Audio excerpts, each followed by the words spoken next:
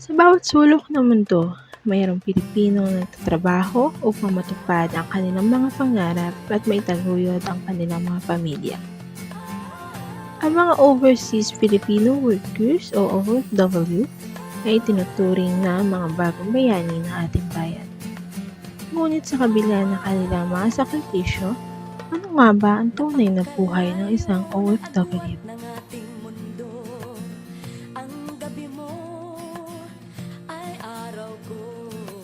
Sa likod ng bawat padalang pera, may kaakibat na pangungulila at pag-aalala. Isa na rin ito si Jeanette Belen, isang single mom at pangatlo sa apat na magkakapatid at breadwinner ng kanilang buong pamilya.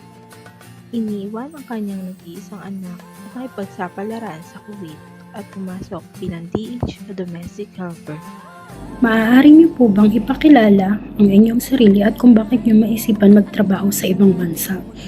Ako nga po pala si Jeanette Belen, nakatira sa Lawa, Ubanto, Bulacan.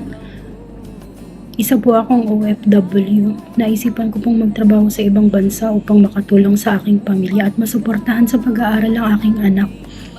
Ano po ang inyong prosesyon o trabaho dito sa Pinas bago kayo nag-decide mag-ibang bansa? Isa po akong call center agent. Isa rin po akong promodizer. Ano ang inyong... Sa anong bansa po kayo nagtatrabaho at ano po ang inyong trabaho dyan? Nandito po ako sa bansang Kuwait. Isa po akong DH, taga-alaga ng bata. Gaano na po kayo katagal sa abroad? Ako po ay magpipitong taon na dito sa Kuwait. Paano niyo po nakuha ang inyong trabaho? Ito po ba ay galing sa agency o recommended ng kakilala? Pinasok po ako ng aking kapatid dito.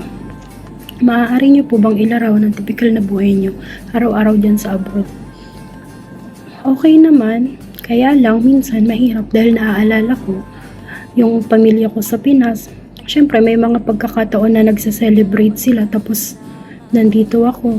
Hindi ako sila nakakasama sa mga special na okasyon. Ano po ang inyong madalas nagiging problema na sa isang OFW sa isang bansa? Siguro ko yung pagkami sa pamilya. Kung ilalarawan niyo po ba ang inyong sahod mula dyan sa abroad at dito sa Pinas, anong masasabi niyo? Kung sa Pinas, maliit. Kahit siguro ko, yung sa isang buwan ko dito is 3 beses kong sasahurin sa Pinas. May balak pa po ba kayong bumalik o magtrabaho ulit sa Pinas? Oo naman, kung may magandang opportunity, bakit naman hindi? Ano po ang mapapayo niyo sa mga kababayan natin na nais magtrabaho sa abroad? Magsipag lang tayo. Lagi tayong magdadasal. Siyempre, makisama ng mabuti para mapabilis yung trabaho natin.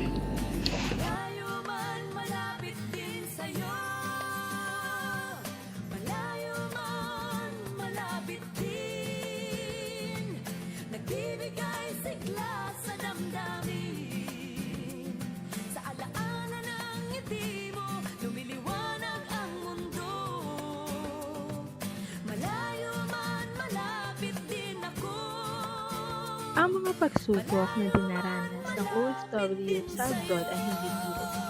Pero sa bawat hirap, lumalaban sila para sa kanilang pamilya. Sa huli, ang OFW ay may kwento. Kwento ng paglaban, titiis, at pagkamit ng kanilang mga pangarap na maiahaw ng kanilang pamilya sa kahirapan at pagbigyan ng magandang buhay ang kanilang mga anak. Ang buhay OFW ay puno ng sakripisyo. Ngunit ito rin ay kwento ng pag-asa, tagumpay at walang hanggang pagmamahal sa pamilya.